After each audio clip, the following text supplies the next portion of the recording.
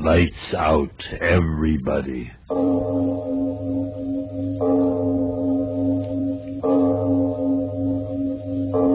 It is later than you think.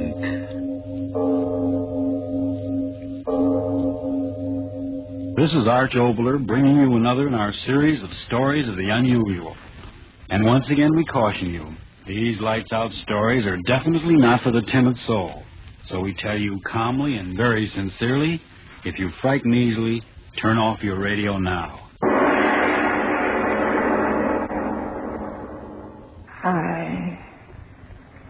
I know. It's dying I am, Father Donahue. And old as I am, I'm not ready to die until... come closer, Father, and hear my miserable confession. You know me as a good woman in the village. Yet I've heard what you say. There's no finer old woman in all the islands than the widow Danelle. But that's not so, Father Donahue. And if I'm to meet all my old friends in the island of paradise, then hear me out and pray for me. You know my sons, Thomas and Paddy, born on the same cold winter's night they were. And the firstborn, Thomas, was as good as an angel in paradise. But the second, the one I named Paddy, was evil from the moment he took his first breath of God's good air. It was Thomas that carried the load of the family on his back, fishing from early to late. But Paddy, that rake, drinking and brawling and running from work as if the devil himself was pulling him away. I prayed to the good God every night that some goodness come into the man's heart. But with every year he grew worse, stealing what his crooked tongue couldn't talk away from honest men. But his brother Thomas, he repaid me for all the trouble. A good boy. And when it came to me with the words that he was to marry Eileen, the heart in me sang for the good God always meant for the two of them to be together. How I remember the day of the wedding. The sun shining, and the sky and the sea smooth as a baby's cheek. I was so happy, little knowing of the horror of what was to come. It was a happy morning. So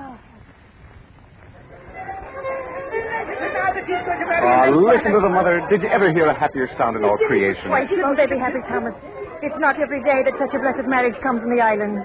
The prettiest girl in all the Blaskets waiting to be your bride as soon as the sun starts setting. My bride.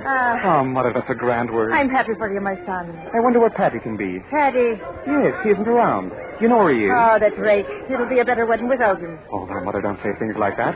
After all, he's your son and my brother. I've got a sorrow in my heart as he's drinking and brawling. Paddy, you did come. Speak of it, Skipper. And why shouldn't I be here? Is it honest strangers that are welcome at your wedding? Oh, no, Paddy, that's not the way to talk. There's food and drink and... No, wait a minute. I've got more important things to do than to be filling your belly. Listen to me, Brother Thomas.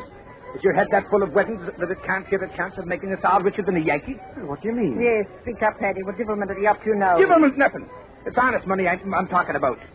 And may the next pipes and tobacco be me on wake if I'm not telling you the truth. I'm listening, Paddy. Let's hear what you have to say. You remember the hulk of a ship that was wrecked off Inishna Broad bit ago? Well? Well, I went there yesterday to see if there was anything worth having.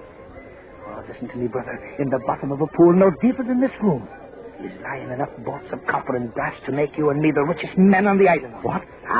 You can believe you're ill. Wouldn't you rather bring the bride a pocketbook filled with gold sovereigns than the empty leather you've got now? But, Paddy, wish you, Mother. You talk to the men. But if it's in the sea, it'll wait until after the wedding. Wait, will it? And with those Inish boats sailing all around the place, I tell you it's now or never. And may my sword to the devil if I'm not saying true words. Thomas, it would be nice to have a bit of money in the house. Yes? Well, then what are you waiting for? You've got a boat big enough to handle the stuff, and I'll be there to help you. And in 3 hours you can be back here dancing. It's Eileen. Let her have the word whether you stay or go. Stay or go where, Mother Danelle? What's going on, Thomas? Well, You see, Eileen... Ah, you're the day short. Let me say it. Eileen, there's a fortune in brass and copper boats waiting for us in water no deeper than a man's neck, over off Innisnabro. And Tommy here thinks you'd be fool enough to say no to his going. But must he go now? The sea doesn't wait. He'd be back in 3 hours, Eileen. Yeah, I just think, Eileen, you'd have it just for every day of the week. Thomas, do you want to go? We could build a new house with the money. Mother Danelle, do you think Thomas should go now? I mean, with all them out there?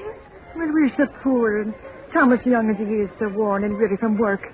Maybe this is God's blessing, a gift from heaven for putting our faith in him who watches over all of us. God's blessing is right. £100. And we'll be the kings of the island.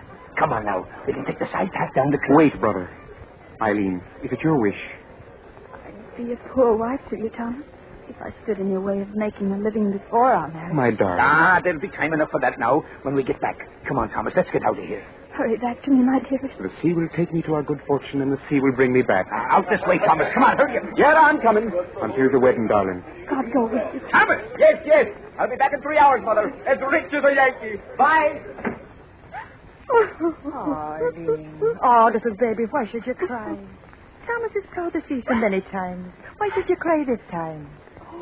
Mother Danelle, I'm frightened. Frightened? And tell me, why should you be frightened? I don't know, but when that door closed behind him, it seemed as if the waters of the sea were closing over. Oh, Mother Danelle, hold me close. I'm so afraid. And soon, Father Donahue, Eileen and I left the dancing and the fiddling behind and climbed the long path up to the top of the cliff so our eyes could see far out over the water. And all the time, Eileen kept crying that she'd never see Thomas again. That she'd never see Thomas again.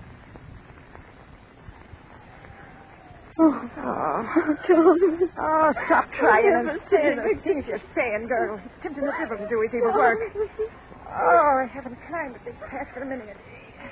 It's a little too steep for me old bones. Thomas, where are you? Oh, now stop that, girl. Our Thomas has found so much copper and brass, it's taken him longer than he thought. Oh, Thomas wouldn't come back like he wouldn't. Oh, well, Peggy would if there was a shilling extra to be made, and he talked Thomas into it with that sharp tongue of his. The last ship. I know we'll see them. They're both weighed down with good fortune. Eileen, stay away from the edge. You'll go over the cliff. Oh, Mother Danelle, to the west. What? To the west where they went. The water. Oh, Mother, that wind. Where did it come from? Oh, to the west where he was. But in all my years, such a wind has never been before. The water. Look at it swirling and tossing before the wind. It's dead. No. My Thomas dead. No. Dead. Stop saying that. He's not dead, my Thomas. Eileen, come back here. Come back to me. Oh, that was a time, Father Donahue. The wind grew wilder and wilder. In a minute, the sea was pounding at the base of the cliff. And the girl shrieking she wanted to die with Thomas. And me frightening her back from the edge and praying to the good God to give me old arms the strength to hold her back until she came to her senses. None of us got a wink of sleep till the light of morning. Oh, that wind. I can hear it now. Snarling and talking.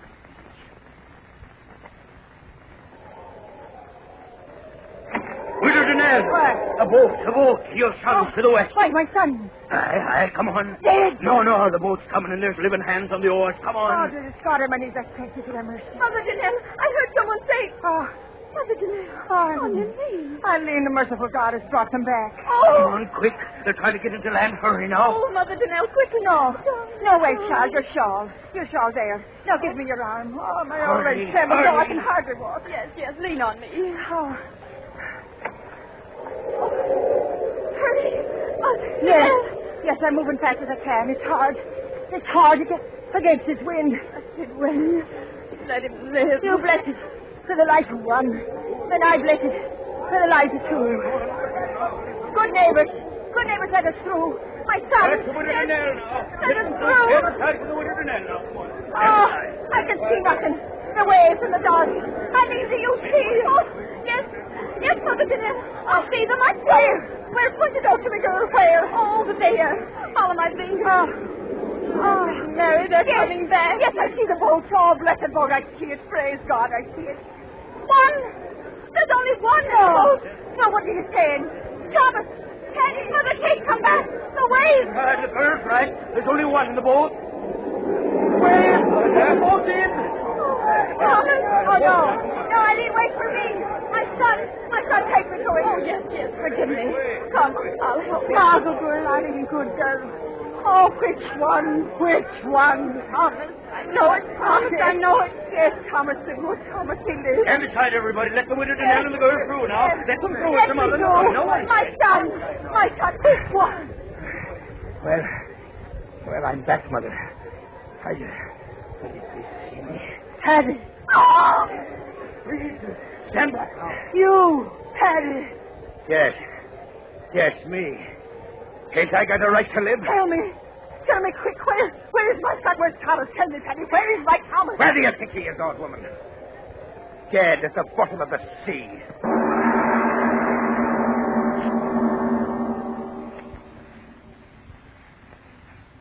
Aye, Father Donahue.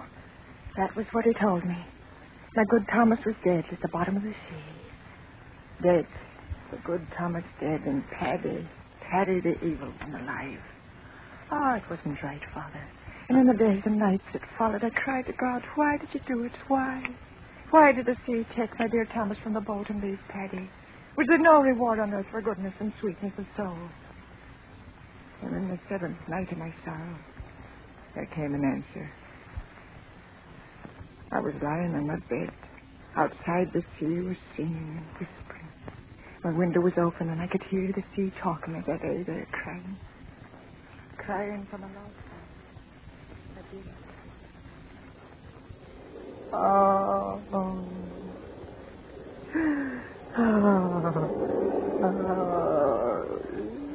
Do not cry, Mother. Mother. I heard a voice. You heard me, Mother. Thomas's voice. Oh, no. No, it's some wildness in my weary head. Mother, I am so weary. You must listen. Oh, dearest God. Why do you do this to me? My son is dead. Dead in the sea. Why do you bring me the memory of his voice? Mother, believe me. If I could only see you, I would believe. Oh, no. The horror the sea made of me. Wind and wave and grinding rock against my flesh. Oh, I wouldn't care, my son. Just let me see that it is you, and not my own voice speaking in the head. Oh, Mother, you don't know what you ask. But if there is no other way, close your eyes until I give you a word to open them. I've closed them. Now open, Mother, and have no fear. I beg you. Oh. This was Thomas. Oh, no. Mother, why did he murder me? Murder?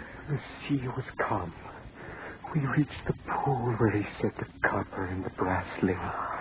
I stripped off my clothes and dove under. Oh. And when I tried to come up for another breath of air, oh, Mother, he wouldn't let me do it. Oh, no. With his hand, he held me under. My hands, they tore at his arm. But he held me down until at last I screamed for mercy. And the water filled my mouth, my lungs, and killed me. My own brother killed me. And that is why I tore myself out of the sea. I want to know why he did it to me. Why? I cannot rest in peace until I know and understand. You tell me, Mother. Oh, speak, Mother. What gain could come to him for such a horror? I do not know. Oh, believe me, my son. I do not know. Then I must go back. I cannot stand this pain. Oh, my good Thomas. Look at this, what was Thomas Danelle's face, Mother. Look at it and give me your oath you will not tell my Eileen or my brother of this night. Oh, but Your oath, Mother. They must not know. You hear me? They must not know. I swear, Thomas. Oh, merciful one, this pain. I go, Mother. Where? Back to the sea. And will we ever meet again, my son? Yes. The day I find out why he made me drown, I will return, Mother. I will return. Thomas, my son, come back. Oh, my son. My son. But he was gone, Father Donahue. Gone back to his nameless grave at sea. Then it happened. Paddy talked his way into the good graces of the girl. Simple little Eileen. What did she know of the evil of men? That devil Paddy and my good Thomas's Eileen. It took the life out of me and made me long for the quiet of my grave. And then came the day of the wedding. Again the fiddler was playing. Again the good people of the islands were happy. I alone was sad, weeping the twilight.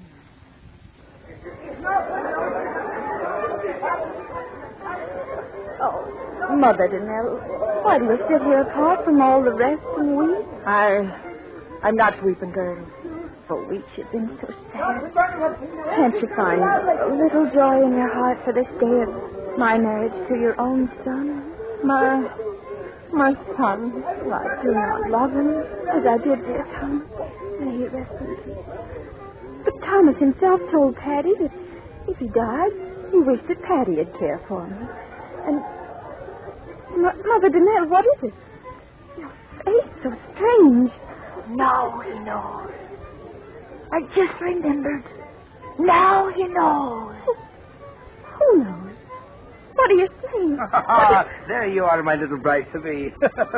Why waste your wedding day with this old woman? Mother of mine though she be, her face is sour enough to curdle milk. Come on away now. No, wait, Paddy. Mother Danelle, you must tell me. What is it that makes you stare at Paddy with such an awful look? That's the look she's always had. Look how the sun glints on the sea. It's a day for a king. And I'm a king marrying the girl I've always wanted. Come, kiss me, Eileen. Kiss me so that all shall see me kissing the prettiest bride in all Ireland. No, please. Kiss me. Let the sky and the sun... Mother Danelle. What did you make that sound for, old woman? What's going on around here? Who takes it? Now then, speak up, Mother. Why did you shriek like that? The sea. What of the sea?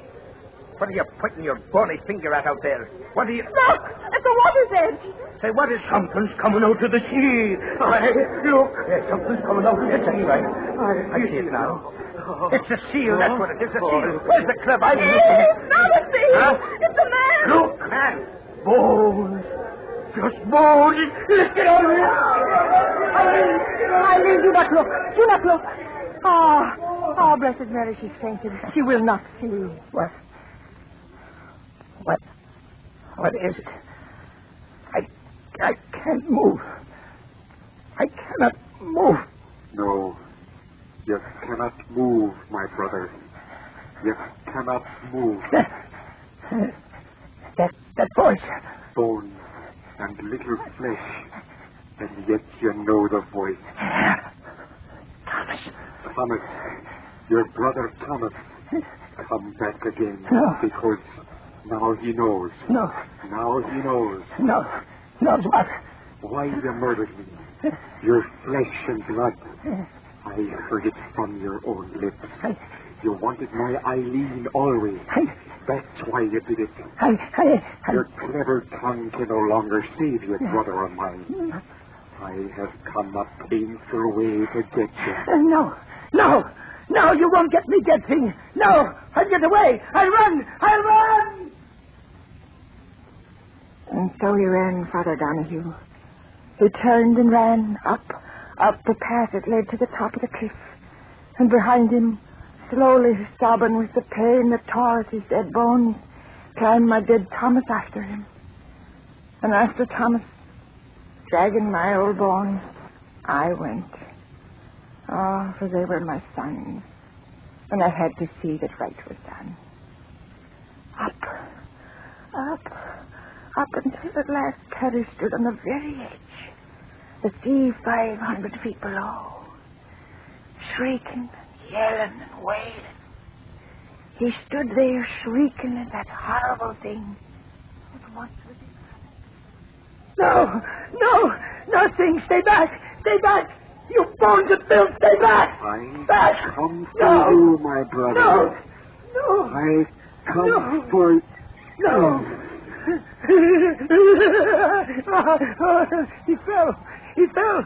Mother, see, he didn't get me. Those rotten bones gave way beneath him. He didn't get me, Mother. Mother, what are you going to do? Mother!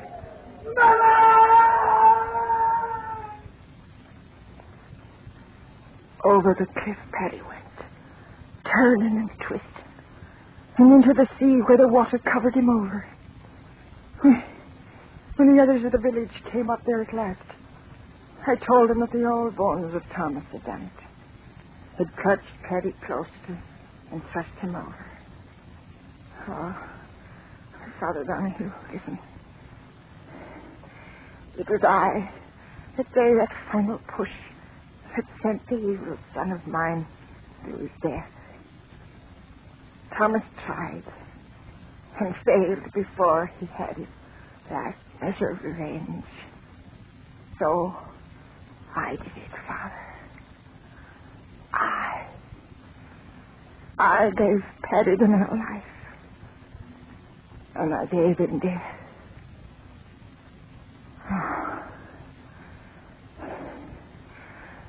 Is there any forgiveness in heaven for what I did?